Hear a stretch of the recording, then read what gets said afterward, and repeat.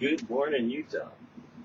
My gosh, what a summer we're having. It's beautiful. Of course, we just got back from a vacation, so to speak, taking some time off. And where we went was 110 degrees, if you can believe that. It was even 113 one day.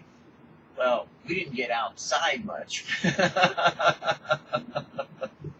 needless to say, but we stayed inside quite a bit. And that was fun because we had an opportunity to relax, to take the time, to make time, to slow down and recognize our own limitations, that the circumstances of life, being such as they are, 113 degrees, mandated that we do not go outside to do the work of what we might want to do, but rather slow down, kind of take a step back, maybe even be still and know that He is God. One of the things this morning that's pretty interesting about society at large, people in general, Christians versus non-Christians, the religious versus the relationship, whole debate and debacle that people have failed to understand and comprehend, that having a personal relationship with God is a religion, but that religion should be about having relationship with God. Because God is someone who really, when you get to know Him, you love Him. I mean, I don't know how to explain it any other way except for the only reason I got saved was because I saw the love that Christians, born again, Spirit-filled, walking with Jesus kind of Christians, they were loving everyone. I mean, there wasn't anyone that they wouldn't hug. There wasn't anyone that they wouldn't love. They had this glow. They had this talk. They had this walk. Everything that they said, everything that they did, no matter what you heard, was always with the word Jesus. I couldn't get away from it. They were Jesus freaks. I mean, freakish about Jesus. They talked about, they walked with, they couldn't help but say Jesus all the time. I mean, it was almost like saying Jesus Christ, except for they were saying Jesus. Jesus. Jesus. In other words, they were in love with Jesus. And I don't know if you've ever been in love, like that kind of love, another kind of love. But when you're in love with someone like that, you're not really thinking about your wife first. You're not thinking about your kids first. You're not thinking about your job first. You're in love with Jesus. And you kind of want to spend more time with Jesus than you want to spend with anyone else. And you might even have to have Jesus tell you to go to work. You might even have to have Jesus direct you at work. You might even have to have, as it were, a relationship with Jesus to instruct you in other things, because nothing comes between you and Jesus. Imagine, if you will, that kind of relationship. That's what your religion should be all about. But there's many that today talk about Christianity. Oh, they want you to have a wonderful life. Kind of like that TV show, at Christmas time. Hey, it's a wonderful life. What would have happened if you died? Well, you'd have missed out on this and missed out on that and not gotten this and not gotten that. And by golly, you have a wonderful life. Well, that's sort of true. I mean, in a lot of ways, God has given us today a beautiful day. He's given us sunshine, and He's given us rain yesterday. At least if you lived in Utah and you were in Bountiful or Salt Lake City, you know that it rained. Well, God causes the sun to shine in its time. He causes the rain to fall in its season. He knows the reason for sending the sunshine and the rain on the wicked and the good. But those reasons are his, not mine. So what I have to do in my understanding, what I should be doing in my comprehension is I should be following Jesus, if that's what I'm about. If I really talk about, if I really live about, if I really want to focus in on what I'm all about, then I think I should be talking about Jesus, don't you? I mean, after all, that's how I got saved. But maybe you got saved some other way. Maybe it's more important for you today to be religious. Maybe you've forsaken your first love.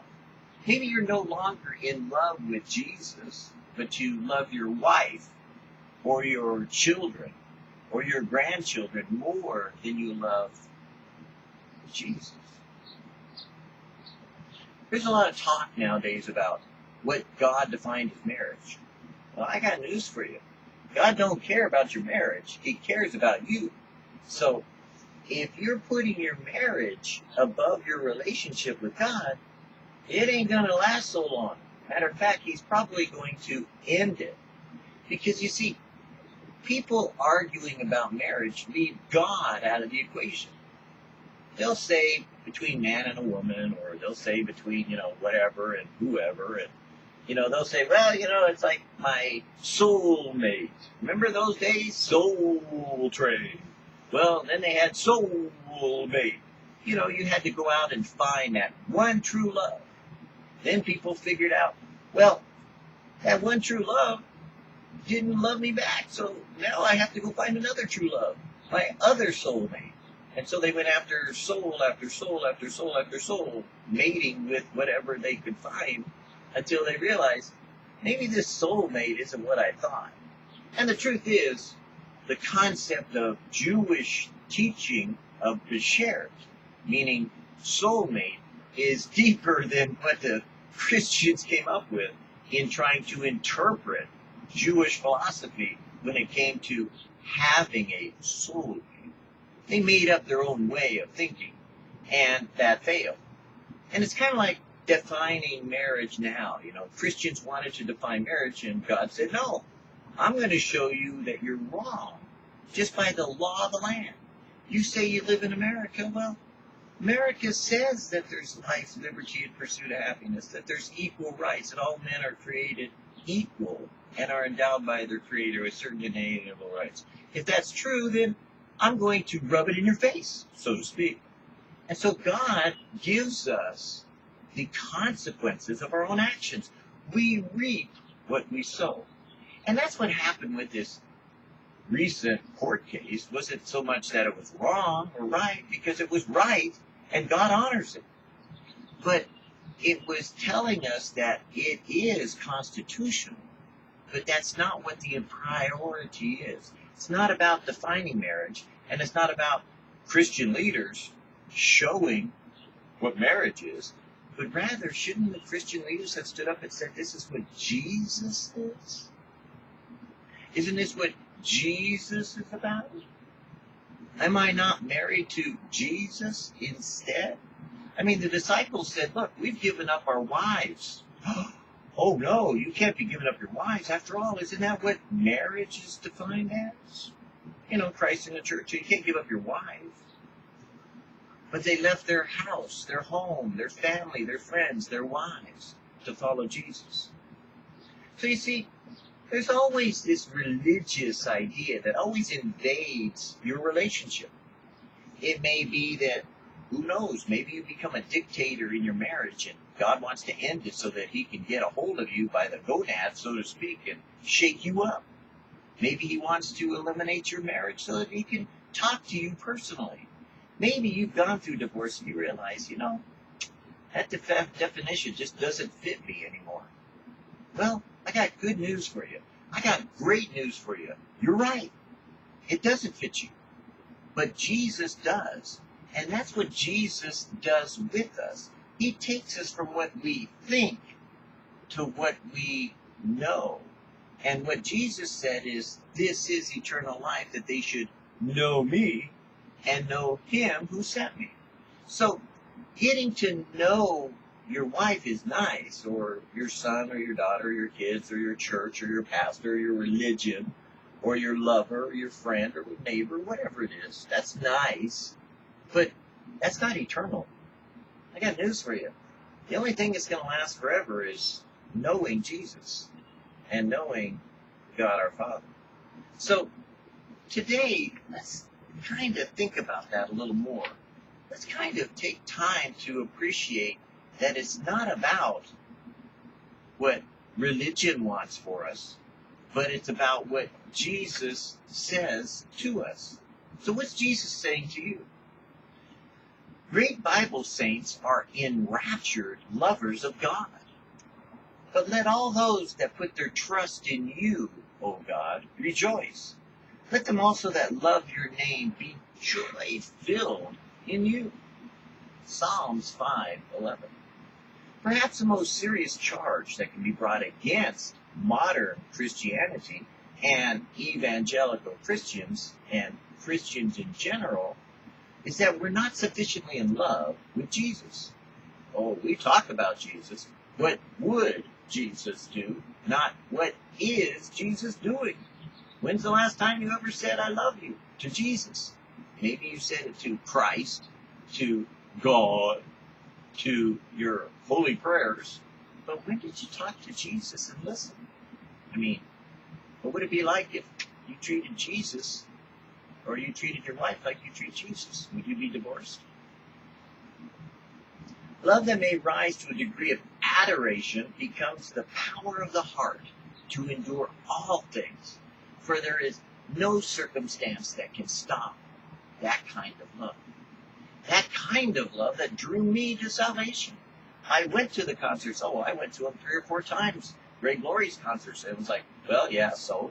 I mean, that's the way I felt about the message. The message didn't connect with me at all.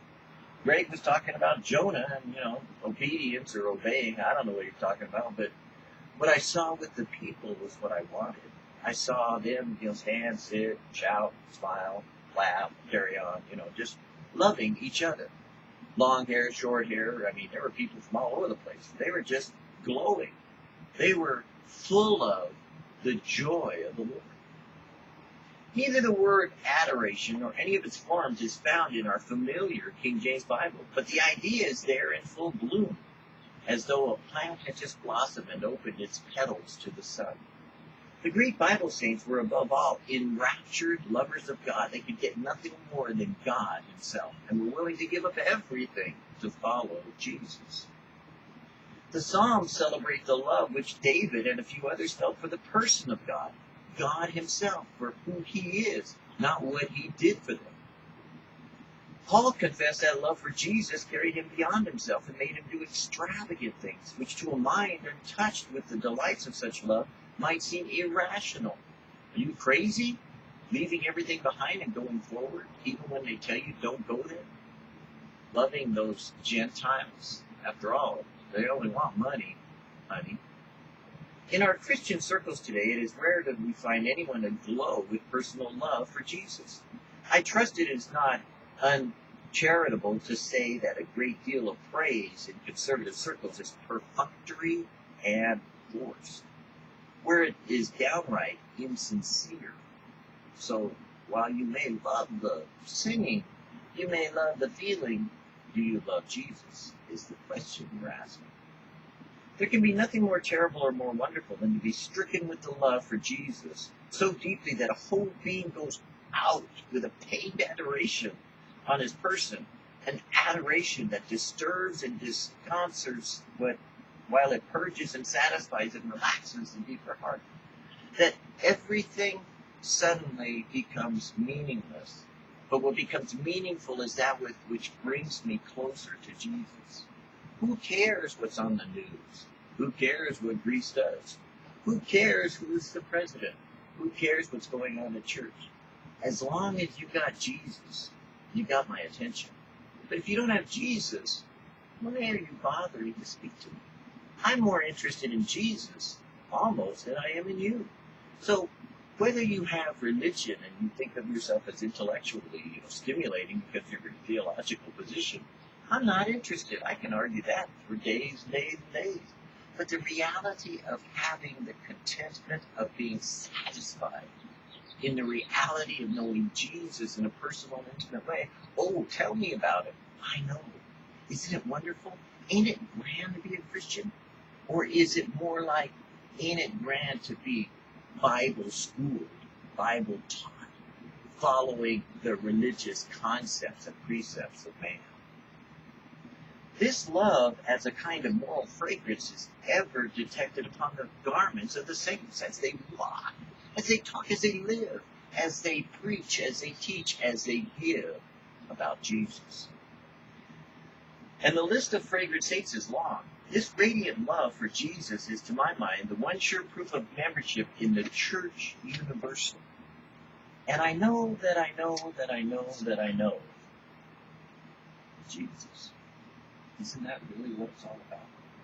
Or have you found something else that you're all about? I got news for you. If it ain't about Jesus, it's not worth talking about.